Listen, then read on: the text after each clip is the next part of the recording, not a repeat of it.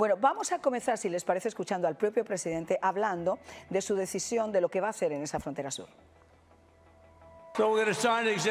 Aunque he firmado órdenes ejecutivas, primero revocaré casi 80 acciones ejecutivas destructivas y radicales de la administración anterior, una de las peores de la historia. Quizá ninguna de ellas la peor. Tal vez cualquiera que lo hiciera permitió que millones de personas cruzaran nuestras fronteras desde las cárceles, prisiones, instituciones mentales y manicomios. Bueno, a eso se le suma su decisión, entonces, de declarar una emergencia nacional en la frontera. Y de eso precisamente quiero hablar con nuestros invitados del día de hoy. Manolo. Bueno, es bien importante algo que anuncia Donald Trump, el control de la frontera. Es que no sabemos quiénes están llegando por esa frontera sur. ¿Qué cantidad de personas vienen? ¿De qué países vienen? Acuérdate que del Darién vienen subiendo por todo Centroamérica hasta llegar cruzando el Río Grande, el Río Bravo. Y lo peor de todo es que esos antecedentes judiciales de ellos, ¿dónde están? Claro. ¿De dónde se sabe? Lo que se quiere es una emigración más ordenada en ese caos que había de inmigración. Todos preocupados. ¿Cuántos criminales entraron por la frontera? Criminales que se van a convertir, ojo, en células durmientes del terrorismo internacional y que en cualquier momento los van a despertar justamente sus patrones. Manolo, justo además hubo una amenaza de Al-Qaeda en el que decía que ya había militantes de Al-Qaeda que estaban aquí dentro de los Estados Unidos y que eso era simplemente una advertencia también hacia Donald Trump y hacia su administración. Ahora, Willy, esto ha tenido obviamente unas connotaciones que son todavía mucho más extensas, porque militarizar, por ejemplo, ese área y declarar como terroristas a los carteles del narcotráfico hace que Estados Unidos pueda tener un efecto directo contra estos carteles que operan en los Estados Unidos y provocan daños a los Estados Unidos. Así es, yo creo que lo que hemos visto desde la juramentación del presidente ha sido decisiones que ya se había dicho que iba a hacer. O sea, yo creo que si la gente le dio el mandato de hacer esos cambios y ya era de esperarse que esta cantidad de órdenes ejecutivas se hicieran. El tema de la frontera fue el tema número uno, la seguridad nacional. Yo creo que eso se convirtió en un tema muy, muy importante para los votantes y por eso votaron por él, porque era o es insostenible la cantidad de personas que estaban entrando por la frontera sur de Estados Unidos y, como decían ustedes, sin saber quiénes son. Y como decía Al-Qaeda, que tenían ya de 1.000 a 1.500 personas que habían entrado por la frontera y lo tenían como células durmientes. Yo creo que esa preocupación de seguridad nacional fue muy importante en las elecciones y el presidente tomó decisiones inmediatamente. O sea, no fue coincidencia que muchas de estas órdenes ejecutivas que salieron fueron a derogar otras que había hecho el presidente saliente, que habían hecho muchísimo daño al país, y es algo que él prometió, es algo que la gente le pidió en las elecciones, es algo que comenzó a hacer. Yo creo que estamos viendo un Estados Unidos diferente, con un liderazgo diferente y que con ideas y medidas claras que se comenzaron a implementar ya. Manolo, ¿tú querías hacer una aportación? Sí, lo que te quería decir tiene que ver con los carteles precisamente. Las drogas que se transfieren, que se mueven a través de la frontera, por supuesto, esto es uno de los grandes problemas de nuestra juventud. Fíjate cuántas toneladas de droga. Primero estamos hablando de China metida en la fórmula, en la receta de cómo se hace este tipo de drogas. Este tipo de recetas transferidos a los carteles de la droga y esta droga metida en los Estados Unidos para matar a nuestra juventud. Yo creo que esto es la militarización de la frontera sur, eso había que haberlo hecho hace años, ¿sabes? Eso hubiese detenido también la muerte de muchos de nuestros jóvenes que han sucumbido a las drogas precisamente, que han entrado de forma ilegal por todas estas fronteras, ¿no? Yo que tuve la oportunidad de investigar, como saben, los carteles del narcotráfico, en concreto el cartel de Sinaloa, que fue quien trajo esa fórmula de China, quien compró la fórmula china para poder hacer el fentanilo en Culiacán, en el famoso Triángulo Dorado.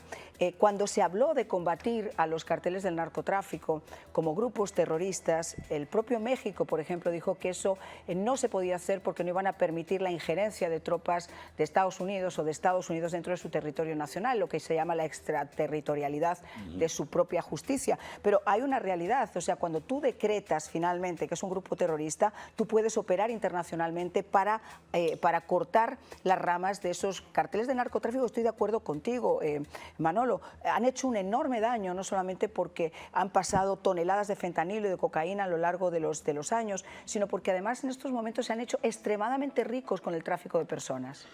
Exactamente, o sea, hay que entender dos cosas fundamentales de los carteles hoy declarados terroristas. Estamos hablando de el tráfico de personas, porque detrás de toda esta gente, para poderla mover a través de la frontera inhóspita, porque son, tú sabes, un desierto que mucha gente ha muerto en el intento de cruzarlo. Esta gente, como saben los caminos, conocen perfectamente los caminos, le cobran un dineral a esta pobre gente que ha prácticamente empeñado hasta lo último y lo poco que tenían en sus países. Vienen a Estados Unidos, están ellos detrás de estos carteles con dos cosas: el tráfico de personas y la droga, que son los grandes negocios, a propósito, ilegales del planeta que más dinero le producen a las mafias en el mundo. Tanto así que Bashar al-Assad tenía grandes laboratorios para producir una nueva droga de nueva generación, que estaba inundando Europa, y no se sabe si ya también esa droga ha llegado a Estados Unidos. ¿Por qué? Porque saben que a través de la droga es donde más dinero entra a cualquier estado ilegal. Y sobre todo con la inoperancia de un estado como el mexicano, que en público señala con el dedo a los narcotraficantes, pero que en privado se pliegan ante ellos. Y eso es una realidad que hemos visto con cualquier presidente, pero específicamente con Andrés Manuel López Obrador y ahora con Claudia Sheinbaum, que a pesar de llevar poco tiempo en el gobierno, no ha mostrado exactamente mano dura con esos carteles del narcotráfico que tienen tomado las instituciones en México con su corrupción y con la impunidad también de las autoridades que hacen de alguna forma la vista gorda. Willy, quisiera conversar contigo sobre la decisión que ha tenido, por ejemplo, el presidente también de paralizar las peticiones de asilo y también de cortar lo que es ese parol en estos momentos a nicaragüenses, haitianos, venezolanos y cubanos.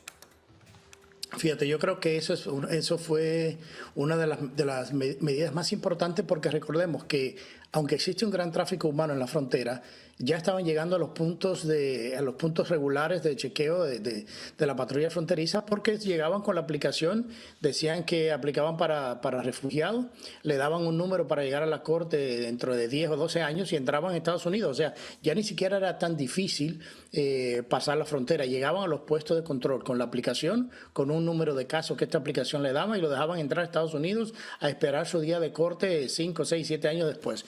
Yo creo que el tema de la frontera y de tener una frontera abierta se convirtió en un problema de seguridad nacional, porque no solamente lo que venía del sur para el norte, sino también la cantidad de armas que llegaban de Estados Unidos hacia México para alimentar estos carteles violentos en ese país. Entonces también recordemos que no existe un puente desde Guatemala hasta la frontera sur para que los inmigrantes indocumentados que vienen de Centroamérica lleguen a Estados Unidos. O sea, México tiene que ser un participante efectivo en esta solución de una inmigración indocumentada de Estados Unidos, porque es a través de su frontera que llegan las drogas y el fentanilo a Estados Unidos, y es en esa misma frontera, por la parte de Estados Unidos, donde llegan las drogas y llegan también los precursores químicos para hacer el fentanilo. Yo creo que es en realidad una amenaza de seguridad nacional. Yo creo que el presidente tomó la decisión correcta de sellar esa frontera, de parar esa aplicación de CBP One, que no estaba haciendo ningún bien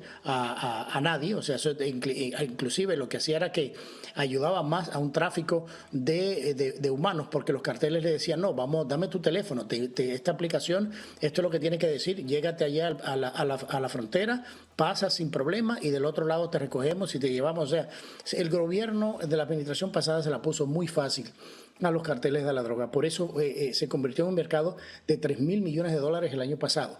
O sea, fue un negocio demasiado fluido, un negocio muy interesante para los carteles en detrimento de los inmigrantes. Yo creo que la decisión de sellar la frontera era necesario, era casi urgente, porque lo que es la fuerza policial en estas ciudades no pueden contener los niveles de delincuencia, ni las agencias sociales tienen los recursos para poder manejar esta cantidad de personas que están llegando a las ciudades. Manolo, y además hay que enfatizar dos factores que no sé si estás de acuerdo conmigo, pero creo que es importante. Primero, que aquí ya existía un enorme núcleo de inmigración ilegal que estaba esperando su turno, que administración tras administración, tanto republicana como demócrata, prometían en campaña pero que nunca cumplían, y que tristemente a día de hoy estaban esperando poder legalizar o poder salir de las sombras. Todo esto que ha ocurrido con estos paroles, que en realidad eran reunificaciones familiares, que no se contemplaban contemplaban cómo, pero que permitieron que al final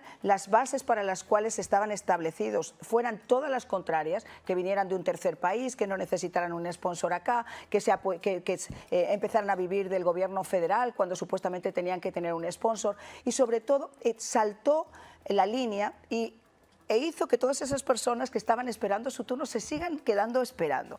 Esto no significa que las personas no puedan llegar a realizar su sueño de convertirse en americanos, pero creo que ese orden que se impone en estos momentos en la frontera, es decir, ok, se van a otorgar asilos como cualquier país del mundo, pero de una forma regular y estructurada, no solamente el que quiere venir a tener un futuro mejor, que es muy libre y muy digno, que lo pueda querer hacer, pero no se acoge a una petición de asilo, que sí hay muchas personas que son perseguidas en sus países. Quiero decir, hace falta orden. Sí, mira, como dice mi estimado Willy Lora, hay algo importante y es que México tiene mucha culpa de todo esto, Claro. porque ¿cómo ves tú el famoso tren, la bestia? ¿Cómo lo ves tú mover tantas personas? ¿Dónde están las autoridades de México? Dices, ¿sabes dónde están las autoridades? Me ha tocado hacer la bestia. Yo subí a lomos de la bestia para hacer un reportaje para la cadena Telemundo, y ¿sabes lo que hace la Policía Federal en México? Los para y los roba. Imagínate. O sea, te lo puedo decir más alto, pero no más claro. Lo roba, ha habido casos de violaciones. No tienes idea la cantidad de cosas que ocurren. Entonces, teniendo México culpa de todo esto, es cómo permites el tráfico, el tránsito, porque eso es evidente que hay mucha gente que viene por todo el tapón del Darién, de México, de Panamá subiendo, y eso vale mucho dinero traer a la gente hasta allá. ¿Qué hay finalmente de toda esta historia? Hombre, que se estaba utilizando el parol humanitario, se estaba utilizando la figura, como tú lo dices, todo país debe otorgar asilo político por razones humanitarias y razones lógicas. Pero el problema es que se esté utilizando esta figura tan mundialmente utilizada para términos personales, para cualquier cosa, ¿verdad? Y esto es lo que se estaba abusando de este bendito sistema. Y justamente mucha gente va a pagar las consecuencias ahora del hecho de que se suspendan realmente a quienes lo necesitan. Porque tú debes traer unos argumentos sólidos. No, tienes que ser un perseguido político y o un perseguido social, de alguna forma, que te lo demuestren. Que lo demuestres. Que quiere un futuro mejor en este país, que, insisto, es muy digno y cada uno puede tener esa necesidad o ese deseo, pero no acoge a esas personas que sí son perseguidos políticos, que sí su vida corre riesgo, que sí se quedan en su país, van a ser víctimas o de la cárcel o incluso de su vida corre peligro. Eso es lo que es injusto. Vamos a hacer una pausa, vamos a regresar de inmediato hablando de otras políticas que se tomaron en el día de ayer, decisiones y órdenes ejecutivas.